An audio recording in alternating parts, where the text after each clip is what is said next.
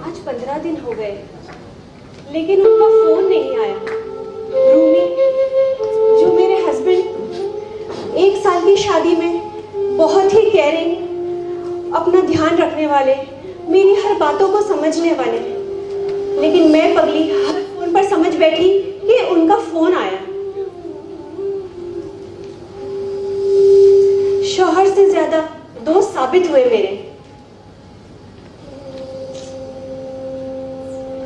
मैंने भी अपनी तरफ से रिश्तों को निभाना सीख लिया था।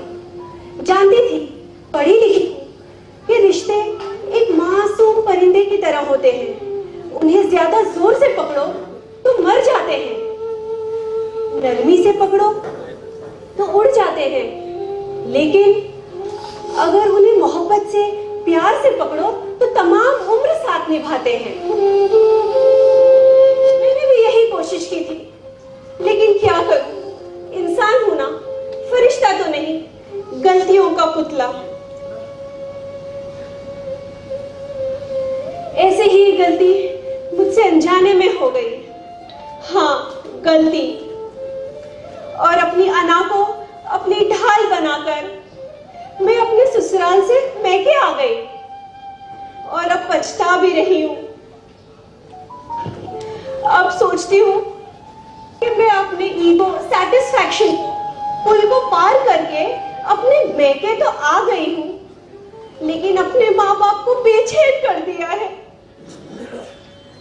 अपनी शादीशुदा जिंदगी के 1 साल ऐसी खाई खोती है कि उसे पार करने का कोई रास्ता भी नजर नहीं आ रहा है। लेकिन अब जब ठंडे दिमाग से सोचती हूँ, बात तो कुछ नहीं थी, बस बढ़ती चली गई। उस दिन हमारी शादी की फर्स्ट एनिवर्सरी थी। मेरा और रूमी का डिनर पर जाने का प्रोग्राम था और मैं सज धज कर तैयार होकर रूमी का वेट कर रही थी। वेट करते करते शाम से रात के 12 बज गए। रूमी का कोई पता नहीं चला। मेरा भी पारा बढ़ता गया। 12 से 1 बज गए। जब रूमी घर पर आए 1 बजे रात को, तो बजाय सॉरी फील करने के मुझ पर बरस पड़े। अंजुम, तुमने मेरे माँ बाप को भूखा क्यों रखा? क्या उन्हें खाना नहीं दे सकती थी? यही तमीज सीख कर आई हो तुम्हारे माँ बाप के घर से। मैं तो गुस्से में थी। मैंने भी कह दिया, रूबी, मैंने उनसे खाना पूछा था, लेकिन जब उन्हें खाने का नहीं मन था, तब मैं क्या करूं? क्या छोटे बच्चे की तरह उन्हें मुंह में निवाला ठोसूं? इस बात पर रूमी तो बरस पड़े और कह दिया, बज्जात, और मेरे गाल पे थप्पड़। वो थप्पड़ मेरे गाल पर नहीं, मेरे सीने पर लगा था, मेरे ईगो पर लगा था। और मैंने भी कह दिया, रूमी, ये तुमने अच्छा नहीं किया, मैं मैके जा रही हूं और मैं अपना सामान लेकर अपने मैके जाऊंगी। And see you in court, Rumi.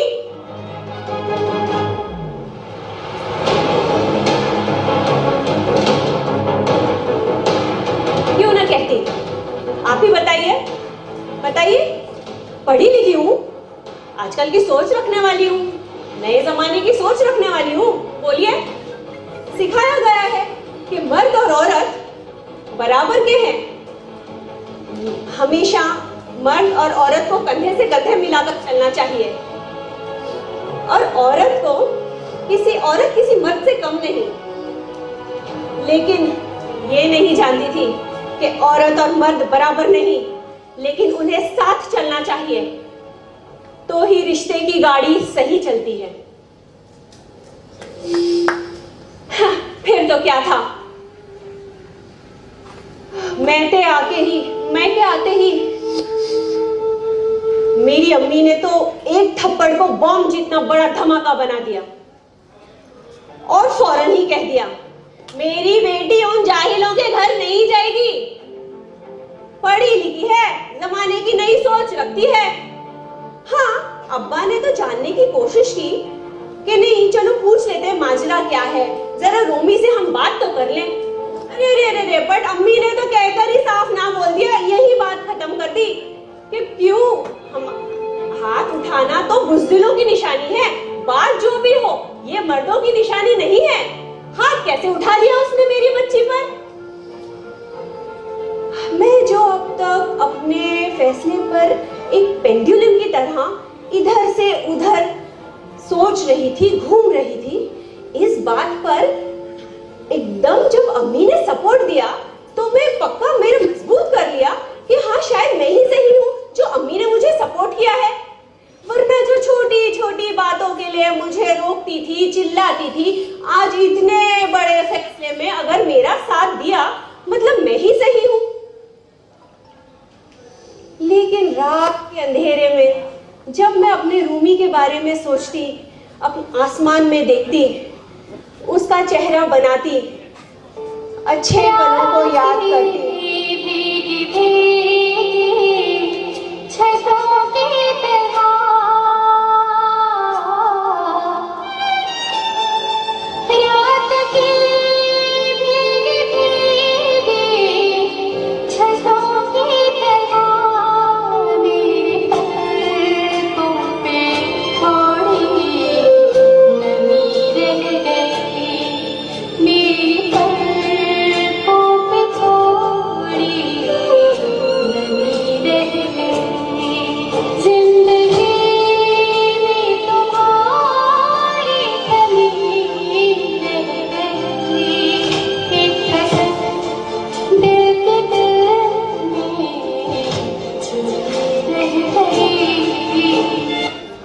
लेकिन फिर उस थप्पड़ की आवाज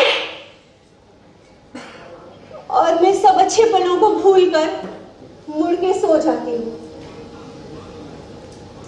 लेकिन फिर से एक बार अपने फैसले पर सोचने के लिए मजबूर हो गई, क्योंकि जब अम्मी और अब्बे के कमरे से आवाज आई, अम्मी और अब्बा के बीच में झगड़ा हो रहा था और अब्बा ने तहश में आकर अम्मी को एक थप्पड़ लगा दिया। अम्मी तो चुपचाप बाहर निकल आई, मैं उनके पीछे भागती भागती आई, अम्मी रुकिए, अम्मी रुकिए, अम्मी बताइए तो माजरा क्या है। अम्मी ने कहा, बेटा तुम्हारे अब्बू जालिम नहीं है, वो तो परेशान होते हैं या काम का कोई टेंशन होता है और वो मैं अगर बीच में बहस कर देती हूँ तब वो कभी कभी मुझ पर हाथ उठा देते हैं, लेकिन फिर फौरन माफी भी मांगते हैं और बाद में दोबारा ना करने की कसम भी खाते हैं और पछताते भी बहुत हैं। बेटा 32 साल ऐसे ही नहीं मैंने गुजारे हैं, ये उन कुछ खराब लम्हों की वजह से मैं इतने अच्छे पल उनके साथ जो बिताई हूँ नहीं भूल सकती। अम्मी की ये बातें सुनकर तो मैं हैरान हो गई कि अम्मी ने मुझे इतने बड़े फैसले में मेरा साथ क्यों दिया, फिर मुझे बेटे आने से क्यों नहीं रोका। शायद उन्होंने मुझे बेटी की हैसियत से देखा, एक बीवी की नहीं।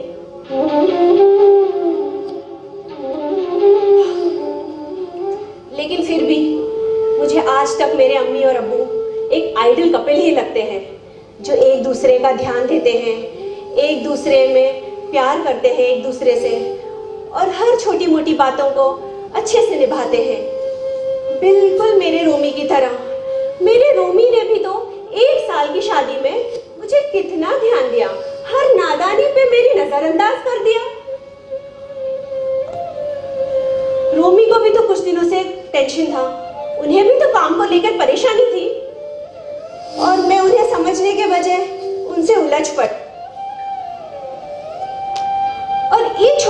बात पे नाराज हो गई कि डिनर पे नहीं जा सके? अरे डिनर तो हम कभी भी जा सकते थे। इतना नहीं सोची कि शादी के जो दिन है मैं रोमी के साथ बिता तो सकती थी। जहां रोमी होती वहां मेरी जन्नत होती। जहां शौहर होता है वहीं तो बीवी की जन्नत होती है। गलती अगर उसकी थी कि उसने मुझ पर हाथ उठाया तो मैं भी तो उनसे उलझ पड़ी ना, बिन सोचे समझे। और एक छोटी सी बात की मैंने डोमेस्टिक वायलेंस का नाम देकर अपने सेल्फ रिस्पेक्ट का वो करके मैं क्या आ गई।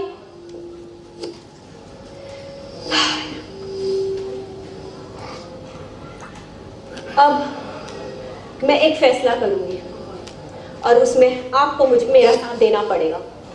कहिए देंगे ना?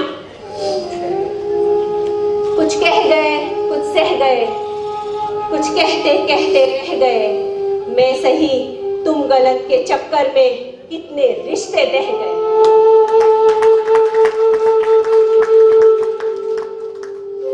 अब मेरा फैसला मैं बताती हूं मैं क्या करने वाली हूं।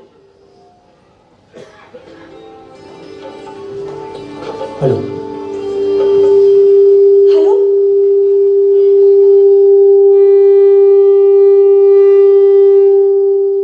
हेलो, हेलो रोमी।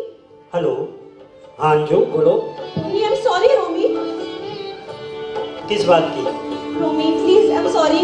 मैं उस दिन अपनी अना को अपनी ढाल बनाकर अपने ईगो के साथ मैं अपने मैके आ गई। आई एम सॉरी, मैं तुमसे बिना सोचे समझे उलझ पड़ी रोमी। नहीं नहीं अंजू, नहीं कोई बात नहीं। In fact I am sorry. उस दिन बिजनेस के फ्रस्ट्रेशन में पता नहीं कैसे तुम पर मैंने अपना सारा गुस्सा निकाल दिया। I am really sorry Anju. नहीं रोमी। और इसी गिल्टी की वजह से तो मैं तुम्हें फोन नहीं कर रहा था, मेरी हिम्मत भी नहीं हो रही थी। प्लीज आ जाओ अंजू। और नहीं तुम एक काम करो, तुम वहीं रुको, मैं तुम्हें लेने के लिए आता हूँ। हाँ अंजू मैं आता हूँ तुम्हें लेने के लिए। नहीं रूमी, तुम नहीं, मैं अपनी ईगो के साथ गई थी, मैं अपने अहंकार में गई थी। मैं खुद आऊंगी तुम्हारे पास और मैं हमेशा तुम्हारा साथ निभाऊंगी, ये वादा है मेरा।